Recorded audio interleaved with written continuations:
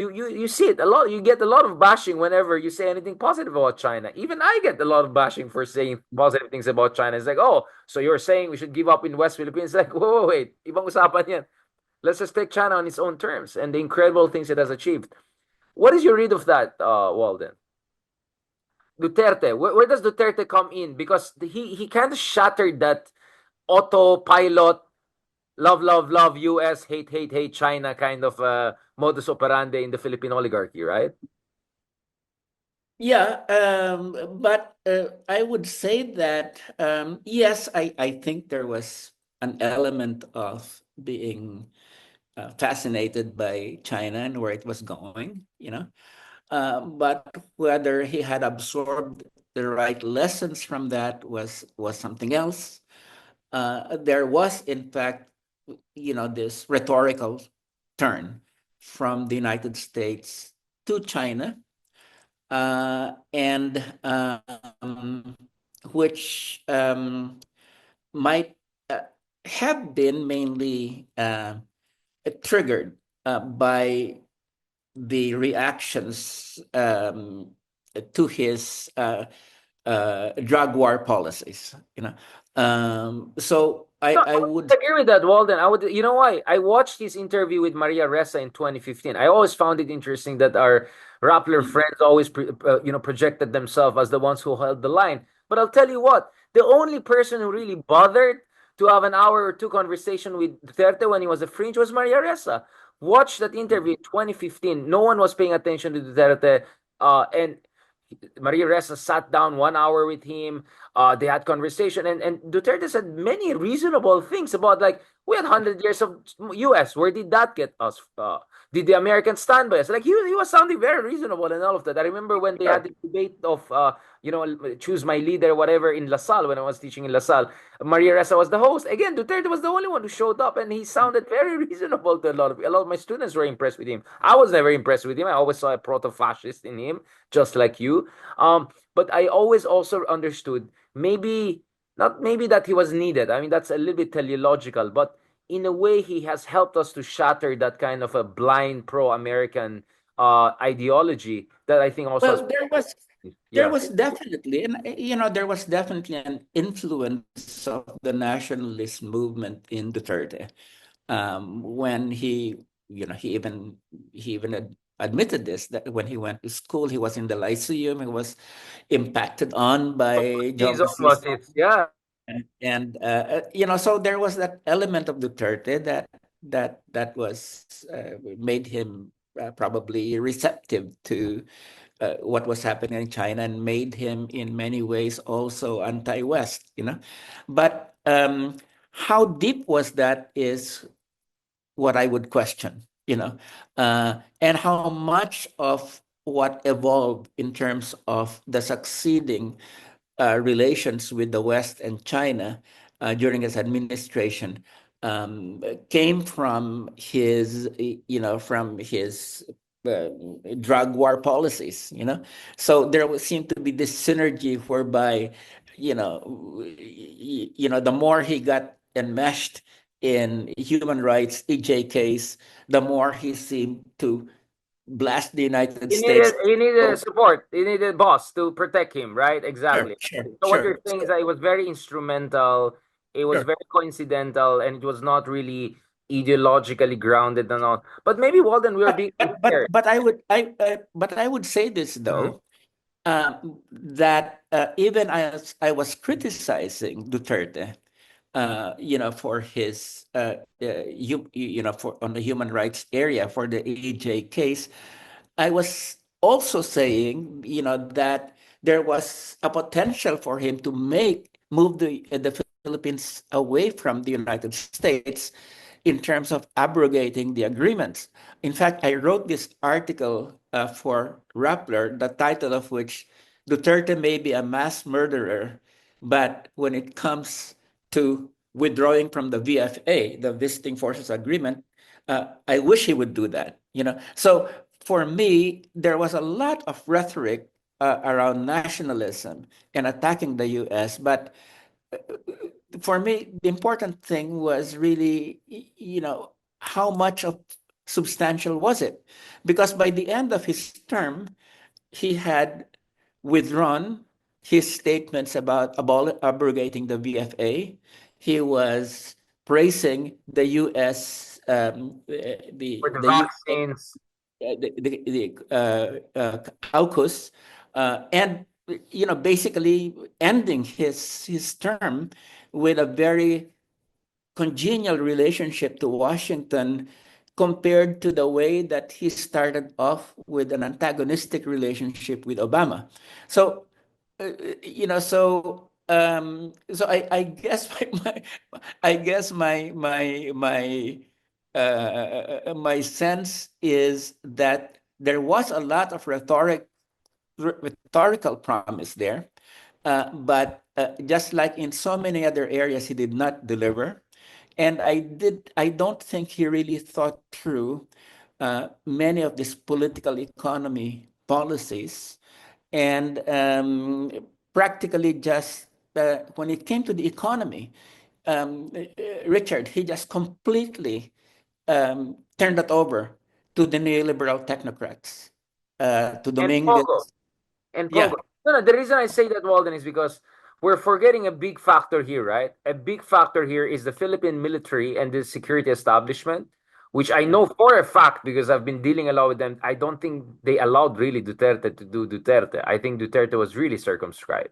This is not to give an excuse, but I think Duterte was not really the final arbiter when it comes to our foreign policy. No, no, no. I think That's that one. But the other one, Walden, is China also did not deliver in terms of the big infrastructure projects. We can have a long discussion about the reasons behind it, but give me a single big ticket Chinese infrastructure project worth mentioning. You're gonna have a hard time. You're gonna have a hard time. I'm not talking about some bridge here and some whatever questionable dam there. Not a single Mindanao railway, etc. So I also blame China for not using that golden opportunity to turn an American semi-colony, supposedly, into a country with options, right? Like Turkey is a NATO ally, but they have fantastic relationship with China, Russia, and Iran. South Korea is a US treaty ally. They have fantastic economic relationship with China, right? sure, And as even sure. Iran at some point. So being a US ally should never stop you from having a multi-aligned or much more diversified relationship. But my problem is that China did not give the Philippines anything. Is it Yeah. because I thought Duterte is just an idiot that is not worth even investing in? No, I fully agree with you that China did not deliver, and that that's part of the reason that Duterte really turned back in his last days to the West, to the United States. The second thing is in terms of the relationships to um, in terms of the domestic relationship with respect to the left in the Philippines, with respect to the CPP and the NPA, that yes, Duterte was circumscribed in that he might have wanted to really seek a peace deal, but he was not allowed to do that by the Philippine military, which he was trying to get the support of. And but I think when it came to foreign policy, he had much more space there, especially when it came to foreign aid, foreign assistance. I mean, he had much more space there. And I said part of the problem was China did not deliver. But when it came to what we're talking about, political economy, domestic economic policy, he completely handed that over to people like Dominguez and to Diokno and to the neoliberal technocrats.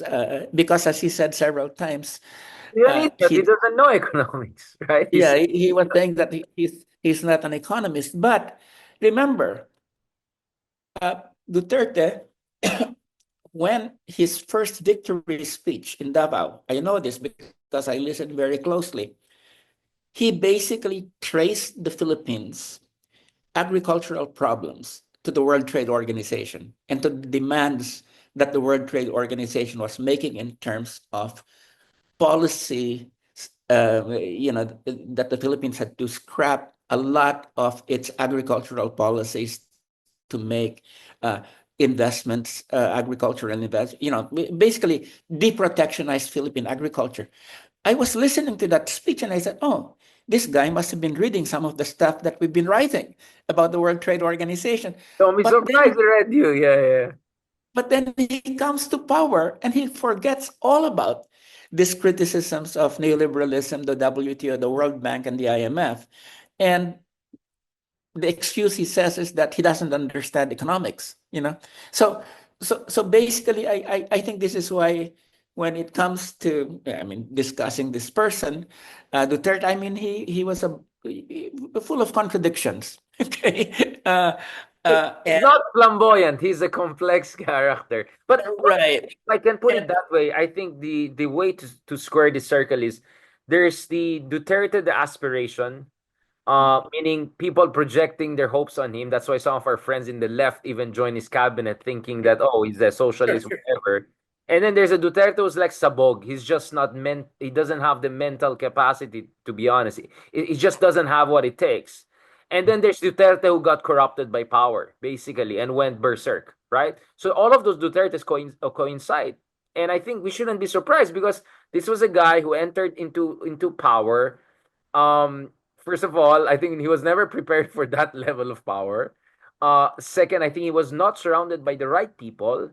Horrible people around him. Horrible people. I mean, even Donald Trump couldn't put it as horrible people.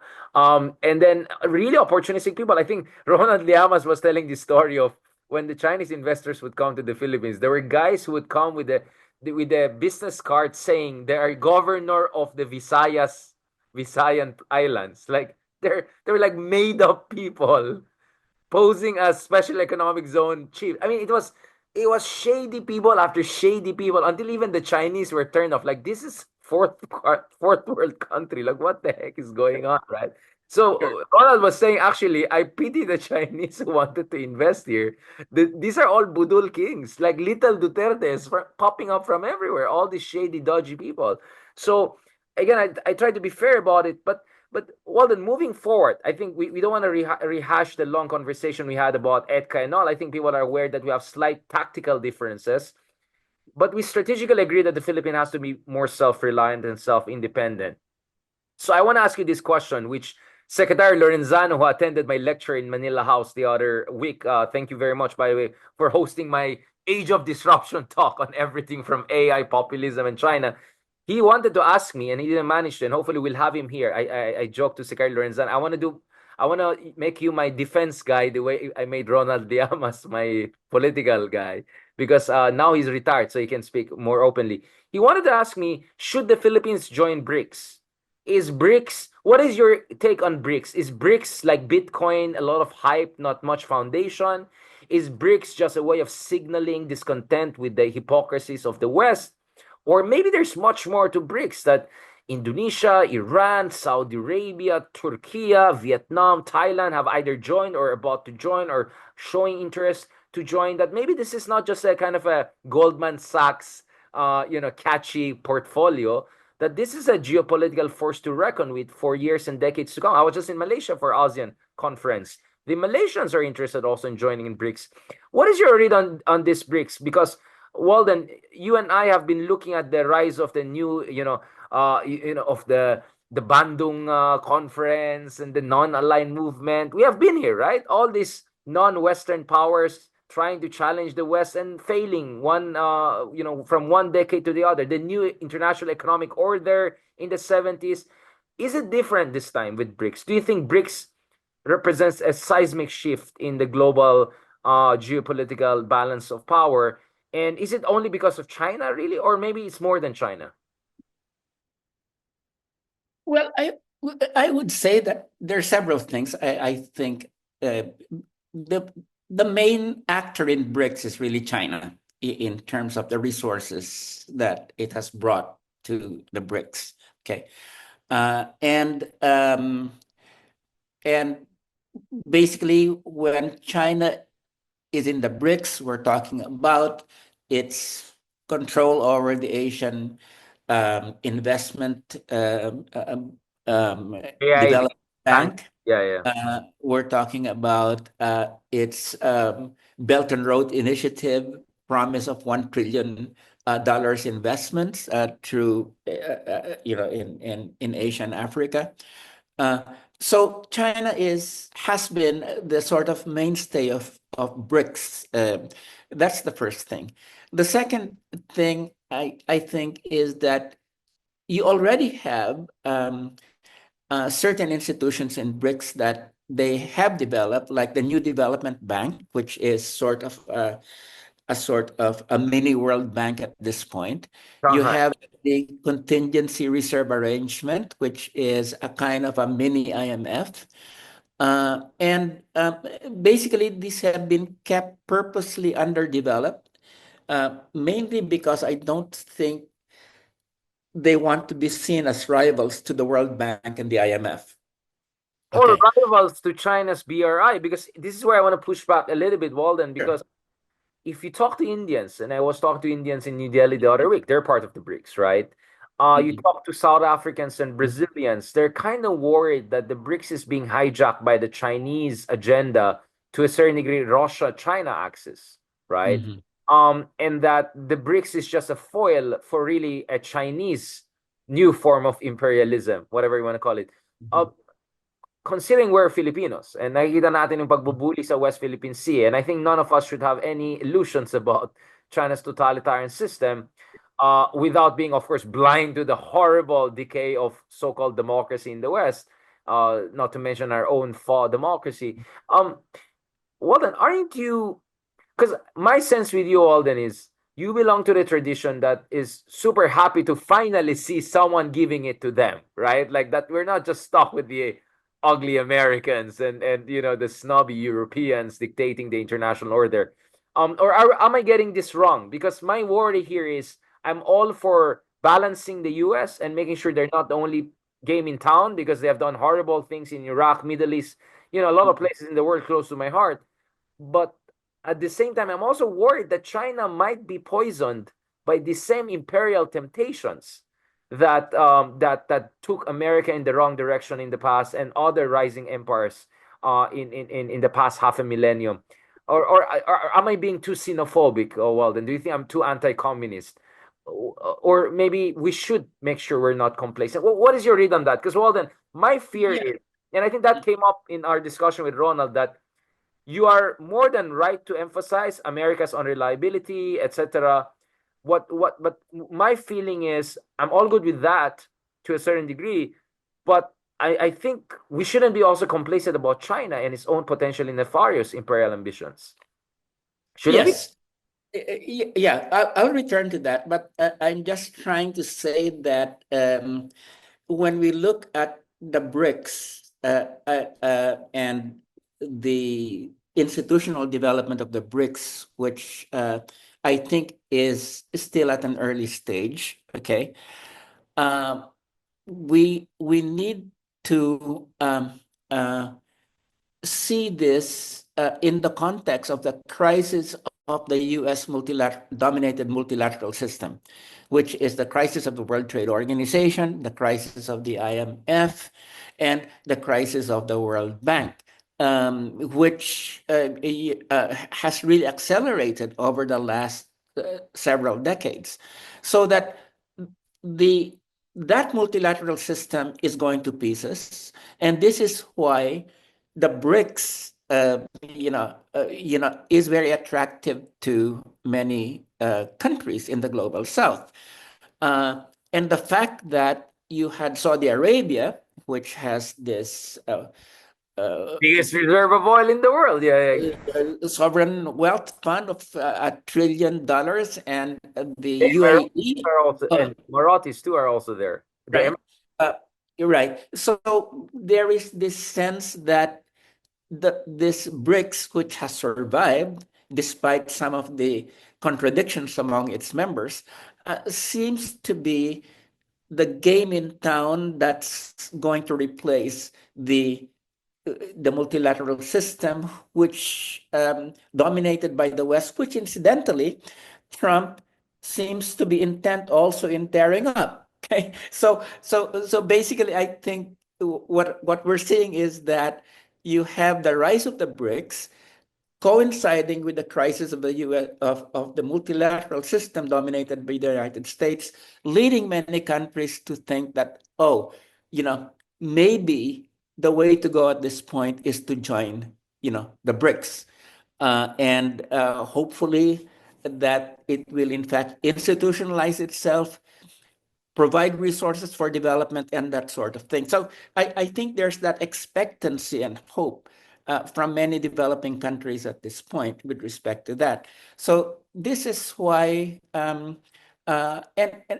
this is why I think that it's being touted as the alternative multilateral system, not only because of people of countries joining it, but also because of the crisis of the Western-dominated multilateral system. Now, having said that, of course, we have to be very careful about China and other big powers. And the thing that we need to look at, though, is this, that when we look at China's foray into global markets, I think there's one thing that's very clear. It's very different from the way that the West rose. Because with the West, it was violence all the way. Whereas China, basically, you have, you cannot, ever since it became a global trading partner since the late 1990s, basically its expansion has been quite peaceful into global markets. Yes, there have been some problems with respect to this, Chinese laborers being brought to Africa and that sort of thing. But overall, I think the record has shown that China's expansion globally has not had the kind of violence that has been associated with the West.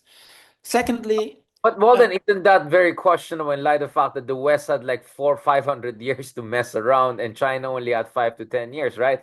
And sure, I sure. want to go Lenin, right? The Leninist line is very clear.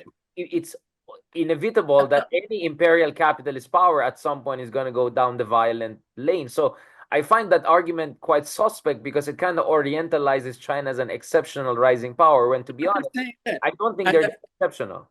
I mean, I'm not. I'm not saying that. All that I'm saying is that we have to be very empirical in terms of our judgments. And if you're going to compare the West with China's expansion, I think China's expansion has been relatively nonviolent. Sure, it's 25 to 30 years, and you have the West's expansion from the very beginning associated with violence. So I'm just trying to say is that we really need to make judgments based on an empirical basis. Second, you look at all the loans that China has made. There is very little proof that it has encouraged countries to go into the debt trap. In fact, that's already been discredited, the idea that it's been making loans to get people into the debt trap, well, including. pledge trap, Walden. I mean, in the case of Philippines, barely anything came in. I call it pledge trap because it was like boodle, Sure, right? sure, But you're sure, right. A lot of exaggeration around it, unless you're talking about, I don't know, Laos sure, or a few countries. sure, Again, sure, I'm absolutely right. That I think you're also coming from the fact that the structural adjustment programs, the whole sure, banana republic phenomenon of U.S. sure, companies. So against that grain, you're saying that it's quite hypocritical, in fact, shameless of Western commentators to talk about yeah, China's negativity when they themselves have a very dark history, fraught history to come to terms with. On that, I agree. I just want to do this because I think I don't want to mm. give an impression to people that we're here to just sing, the China's praises. That we're really No, no, looking no, no. critically at all aspects of China as a rising superpower. Yeah, I mean, there are problems with Chinese projects. They're gigantistic. Arundhati Roy says that you don't have this top-down gigantistic projects. Sure, there are those problems, but basically, to then call China imperialistic in that sense is an exaggeration, I would say, in terms of comparing it to the record of the West. Now, of What course, about there's the West Philippine Sea, Walden? the Isn't that West Philippines. Isn't that a Uh, form of imperialism uh, trying to is, claim the is entire South China Sea Basin as their own? I mean, again, right. isn't that whataboutism? It's like, oh, but US like killed 10 million people there. But for me, like, No, this no, is no. imperialism. It's No, just no, but this is a continuation of what we said the other day, right? I definitely China's moves in the West Philippine Sea are the wrong kinds of moves. They're unilateral and that sort of thing. They violate international law.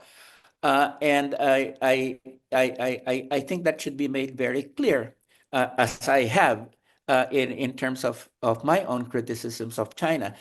At the same time, we also need to look at where they're coming from in terms of their, as we said last time, that their defensive capabilities, what they're really are reacting to is the threat posed by US power to the mainland, especially to Southeast China, where most of their industrial infrastructure is located. I think where we ended up last time was I yeah, was pointing. you're saying that it's defensive on the part of China, while we felt that the U.S. containment is more an excuse for China, or that the two can go hand in hand, right? China can be imperialistic to smaller neighbors while it's trying to be defensive towards a bigger empire. I mean, can that? And well, you're saying China is already the biggest economy, so they're not like a pipsqueak. It's hard to see Yeah, China sure. here, is it? Sure. No, but what I'm trying to say here is that if we look at China's relationships with the global South, okay, I think that overall it's been quite positive. When it comes to its neighbors like Vietnam and the Philippines, uh, where there are unresolved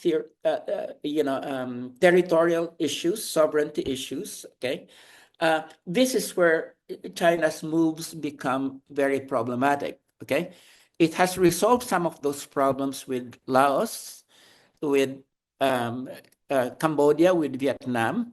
Um, uh, but when it comes to the South China Sea, uh, which we're really talking about a body of water that for a long time was no man's or water, except when UNCLOS came into being. This is where we have the key parts of the problem. We're not talking about China being a threat to Luzon or Visayas or to Mindanao. We're not talking about China being a threat to Vietnam. We're talking about basically a body of water where we've had major blurring of territorial issues, partly from a colonial legacy. But nevertheless, having said that, as I said last time, uh, let's demilitarize the area, and then and after that, let's talk about the territorial issues. I did have, I was telling you I had this 4-point plan that I was Yeah. offering to the Chinese and the Philippine government back then. So all I'm trying to say here is that yes, we have to be very wary about China, but then to say that it is an imperial power in the image of the West, I don't think that holds Well, water. in its own image, maybe. I mean, imperialism, 50 shades of imperialism, right? Whether it's, I don't know, new Ottomanism in Syria to Russian, mumbo jumbos in Georgia and Central Asia to. So, I mean, for me, Yeah, but I'm but comparing it to the West to downplay it. I just feel, Walden, that's a bit of no, a tenuous argument, in my I'm opinion. not trying to downplay it. I'm just trying to push back against the exaggerations made by the United New Cold Warriors, States by the New and Cold Warriors. Western Yes, intellectuals, you're in which they capture the minds of Filipinos with just easy phrases and that sort of thing. And I think we must always say, let's look at the empirical facts, of the matter. Okay, and let's look at both sides, and then having come to that, let's propose solutions which are practical. And that's what I'm really after at this point.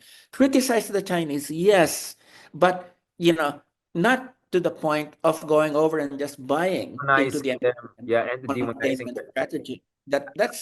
So basically, I'm just trying to say, let's really look at what's going on in the ground, the facts on the ground. So what I would say, therefore, Richard, is that even as we struggle, you know, for a position on the West Philippine Sea issue that we can get the Chinese to respect, let's also make sure we don't fall into the kind of ideological and political containment strategy that's been pushed by the United States. At the same time, let us not go into this with our eyes wide Yeah, shut yeah, yeah, yeah. uh, about China's own,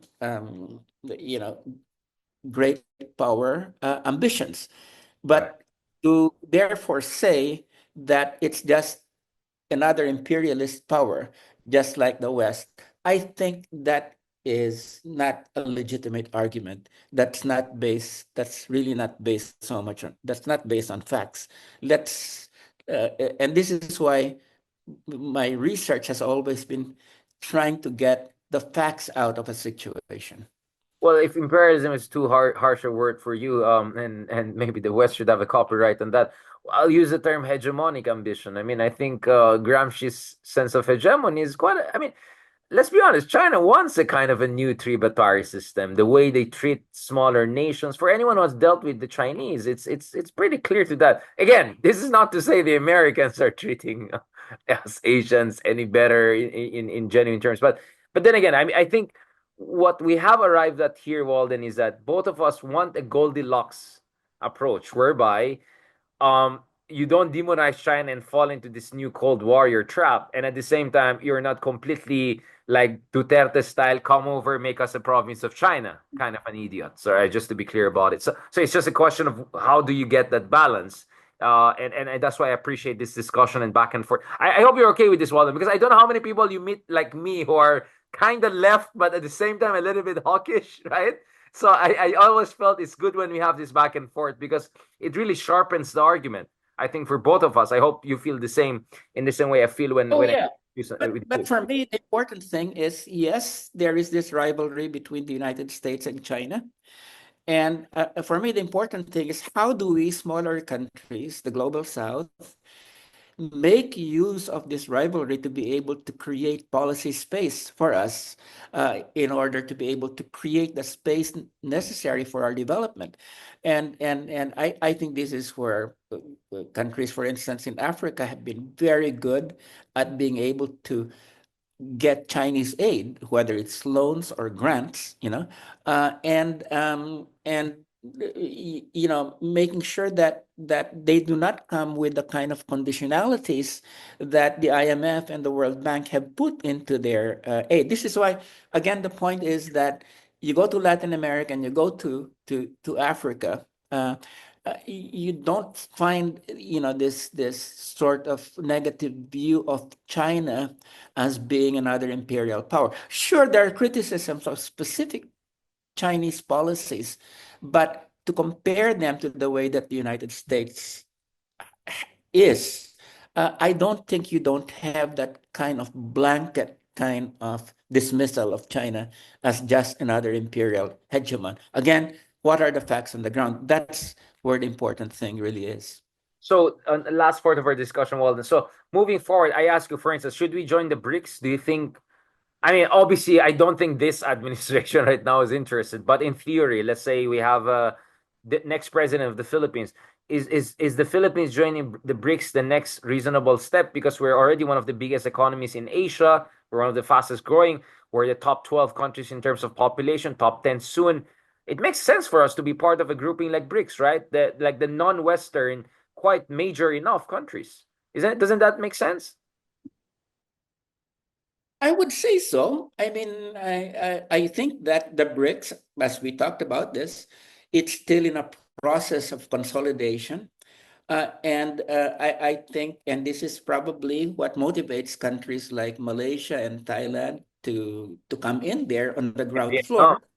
in Vietnam, so that they're not left into a process whereby when they want to join, wala na. That basically you have already a solidification of the BRICS. If we join now, by the way, which is not guaranteed, right? I mean, Oh, it by the way, really I'm just saying our interest in joining. Obviously, China will have a veto, and I doubt they'll agree to that. But I'm Sure. sure the Indians, Brazilians, and the South Africans would love to have us there because they want Sure. more similar democracies, quote unquote, to join the Sure. club. Sure. But it Sure. would be a very fraught negotiation, So to be honest. that's why I would say that this is the time to join rather than have join at a time when it has become consolidated and has rules and that sort of thing. We can help determine the rules. Shaping. Uh, So we're still in the shaping phase. So might as well be yeah, there at the moment of creation, if I can put yeah, it in more biblical terms. Lastly, definitely. Walden, Because my sense is that it is going to be with the collapse of the multilateral system. The BRICS is going to be not the only game in town, but probably the biggest game in town from the point of view of the global south. And we might as well participate in that game of might as shaping it. well. Yeah. Sure. I mean, it's funny because you talk to a lot of Filipinos, they don't feel as part of the global South, which is really a weird thing, right? Um, we really are a Well, conflicted nation in terms of identity, Walden. Isn't it weird, right?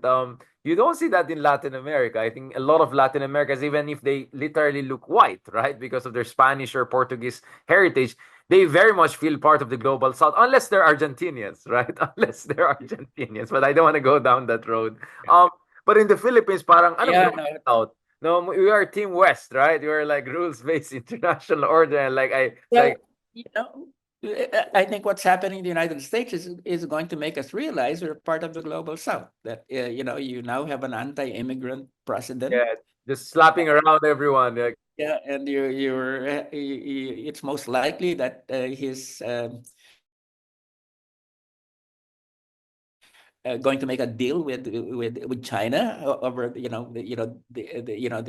area, and basically I think what's happening is that you have trends that are pushing us to mhm. realize that we really are part of the global south. And it might take some time, but I think that would be that this notion of we being honorary Westerners, I think that's going to dissipate fairly fast in the next decade or so. Well, given how shabbily Trump is treating Ukraine, who at some point was feeling very much part of the Western club, um, natatawa ko sa honorary kasi I remember when you were calling Egyptians as honorary Asians, and then I was calculating, well, the Sinai Desert is pretty big. You know? It's like, in fairness, they have some good claim to be Asians too, right? Like you're mean, Walden. There's a mean streak in you people don't see, but I always notice. It's like, iba talagang Ilocano, very biting pag naging sarcastic. Yeah, honorary Asians, these Egyptians. Um, Did I really say that? Yes, I never forgot that. Like until last night, literally, when I was looking at the Gaza plan post construction, and I thought about, didn't what like Sinai Desert is so big, and I was looking at the Shuttle Arab. I was looking at the the posh resorts that they have on the Asian side. You were mean to the Egyptians. I mean, it's like, and I saved your life No. in Egypt, so that will be forever memorable. Last point, Walden. Parting points. Are you excited about this total war conflagration between Duterte and Marcos? Do you think there's a historic opportunity for the progressives to finally make a headway? Because that's what we didn't discuss as much, right? We discussed about the failures of the left, about the shortcomings of the left. How do you think the left can build an autonomous? I think that's a term one of your other favorite students used, that we need to be a third force autonomy. How should we do that, Walden? What does your wisdom say from past failures? Because I think we have to be honest, the left has had many setbacks, unfortunately. But there is opportunity. There is now opening. Riza is doing fantastic. Akbayan has a good chance. Ronald Llamas is already a celebrity. We have made Gramsci what's a household name. No, I'm just kidding. So Walden, tell me, moving forward, how can the progressives, whether left liberal, progressive, so maybe it can go from Adam Tooze to Walden Bello to Richard Haydar. Let's make it as wide spectrum as possible. How can it become an autonomous force and take advantage of this other Cold War, right? Duterte versus Marcos. Well, the first thing is, well, let's just end with this. I really, it would be suicidal for progressives to take sides in this conflict between the two. Uh, I think because it's a no-win situation for the left if Duterte wins or the Marcoses win. Okay, it what it's not always correct as a strategy to side with the lesser evil. Okay, I think, and in these two circumstances where it's even hard to say which is the lesser evil, I think it would probably be not a very good idea to take sides in this. And I think that's the first thing. The second thing is progressives, wide spectrum of progressives should really rethink about um, moving away from the sectarianism that has divided them into beginning to talk to each other in serious ways and in mature ways that basically finding common ground. And again, I go back to Nemenso, to Dr. Nemenso, and I even compared him to Chon Lai. That both of them had this common push for uh, for finding common grounds among different forces. Okay, so I think that's really the key. And then the third thing is, I really think that we really need um, uh, to create this atmosphere that you're creating, helping to create at this point, of really thinking, rethinking the political economy of the country, to see where we have gone wrong in terms of policies. And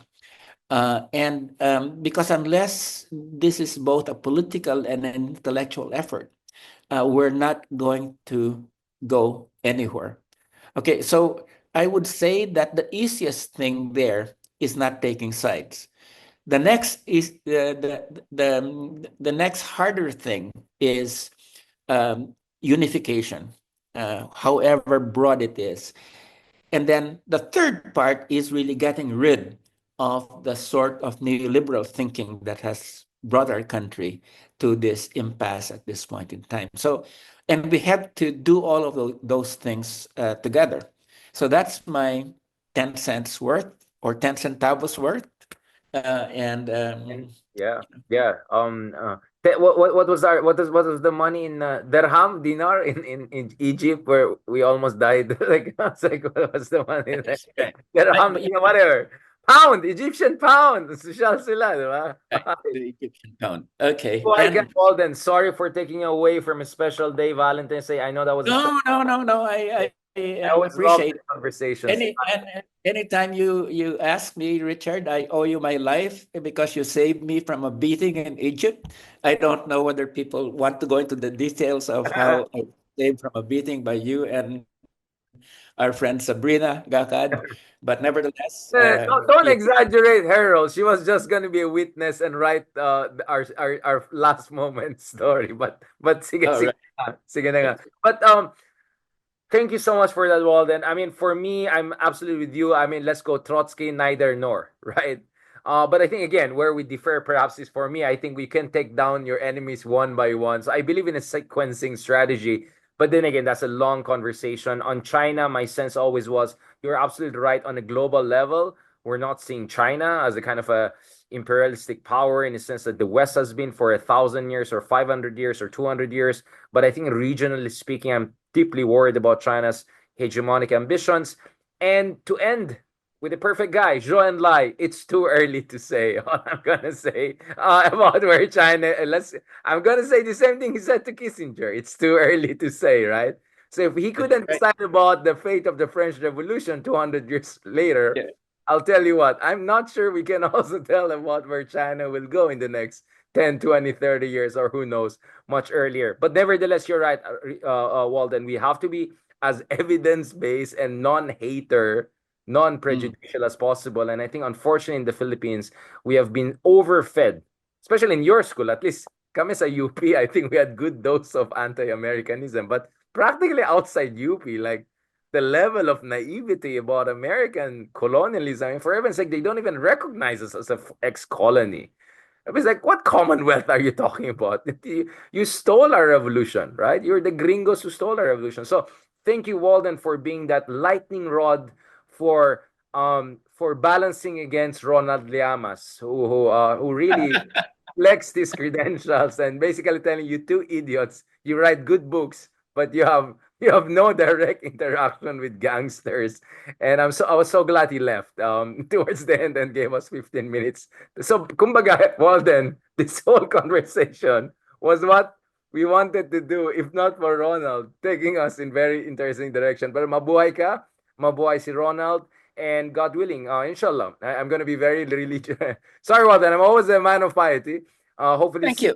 for our volume 3, don't forget that. Marami Sure. pang inggit, marami pang gustong sumali. Van Jackson, Max Saxer, I mean, all sorts of progressive thinkers. So we're doing something right, maybe. Sure. And, it would be great to have Ronald back. I Oh yeah, mean, yeah, yeah, yeah. I think Ronald, yeah, he owes us some apology. No, I'm just kidding. No, he's great. He's the selling point. Talk to you soon, yeah, Walden. Salamat, yeah. Sensei, and God bless. Okay. Thanks. Blessed Valentine. Richard.